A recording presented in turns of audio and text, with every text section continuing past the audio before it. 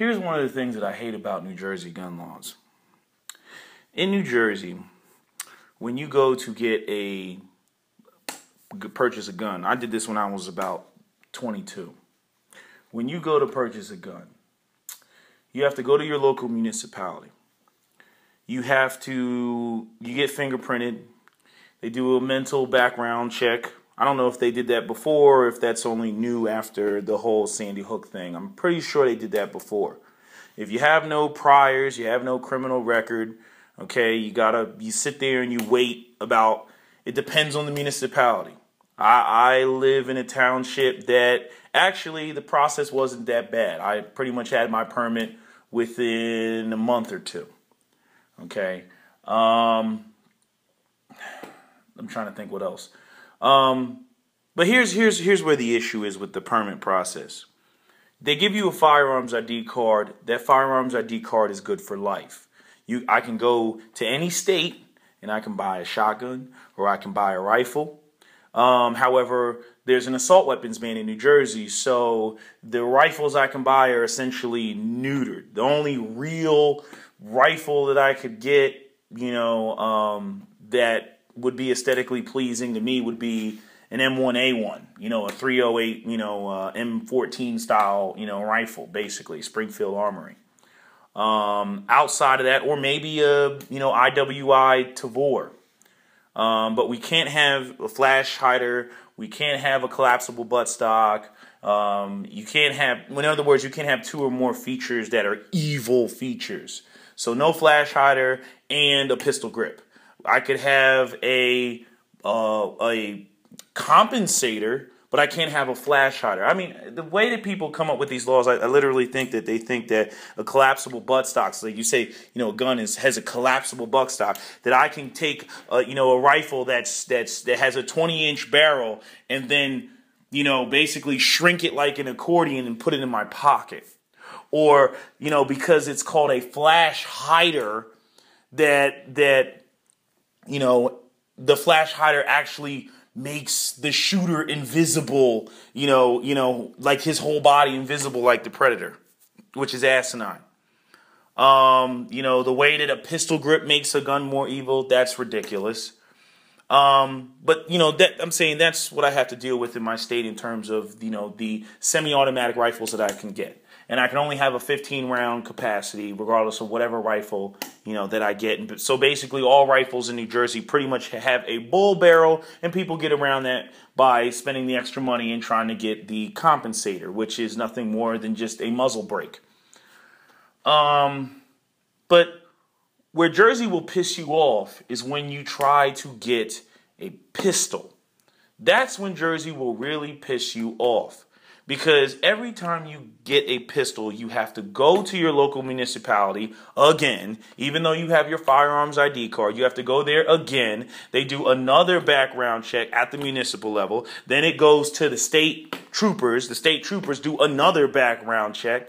Then when you go to the store to purchase your gun, the gun store owner does the only background check that really matters in pretty much every other state, which is the NICS background check. So you go through 3 background checks before you can get the handgun. And mind you, this is in a state that does not issue CCW, despite the fact that, 48 other states do? Something like that. Okay, so you're going through 3 background checks, and not just, that one time that you go and you get your first pistol. No. Every time you want a new pistol, you have to go through that process of 3 background checks. If I want a 22 pistol to plank with, the one that shoots a little 22 long rifle, okay, I have to go through that same process again. And when you go to your local municipality and you go to the police station, you know what times they're open? 10 to 4. Oh, 10 to 4. Why would they schedule it at 10 to 4? Maybe because that's the time that everybody is at work.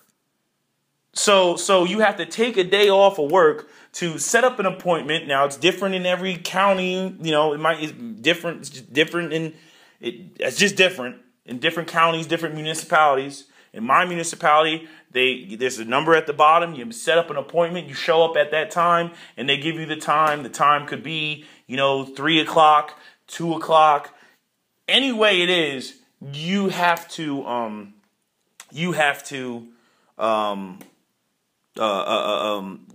basically show up when the time is.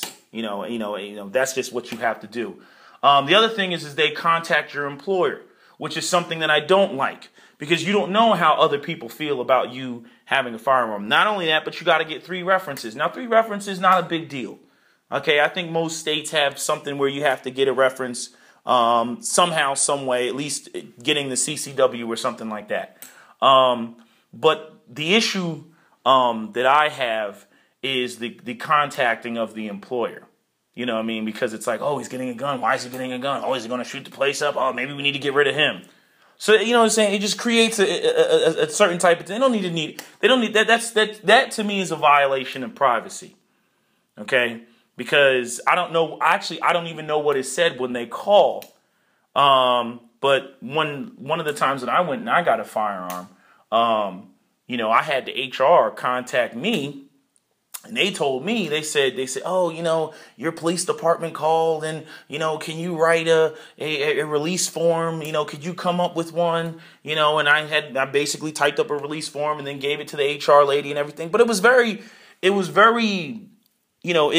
felt like my privacy was being invaded, because I was like, she doesn't need to know that.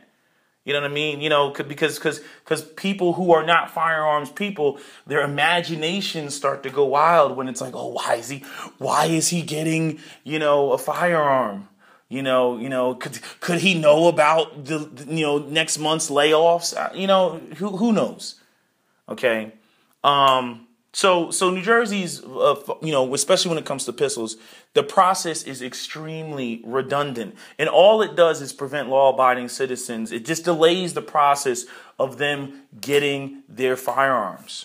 Okay, in Pennsylvania, you walk right in and, you got a clean record and you buy guns like sneakers. Now, that may be a problem in terms of, straw purchases and whatnot. I'm not denying the fact and saying that it isn't. But I'm saying in states like New Jersey, they got you jumping through extra hoops. Like, they already gave you a background check. Okay, you give me a background check at my local municipality. I don't have a criminal record. Why does it have to go to the state level? To further see I don't have a criminal record?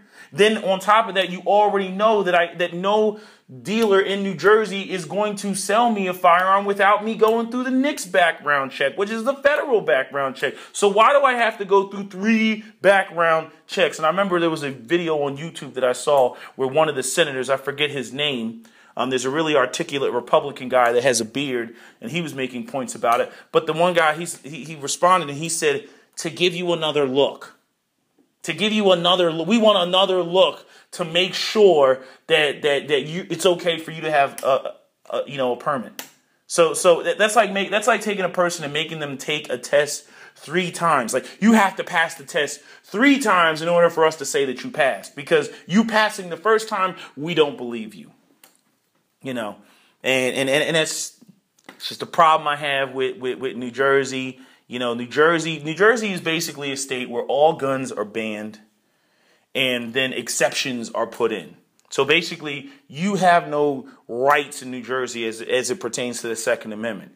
The exemptions are added in later for you. So just think of it that way. In New Jersey, all guns are banned, but you can have a gun with these exemptions, which means you can only have it in your house and you can only have it going to and from the range. If you deviate from that path going to and from the range, you, as a law-abiding citizen on Monday, can now be a felon on Tuesday and be facing charges of 5 years in prison like Brian Aiken was. Or actually, I think he was facing 7.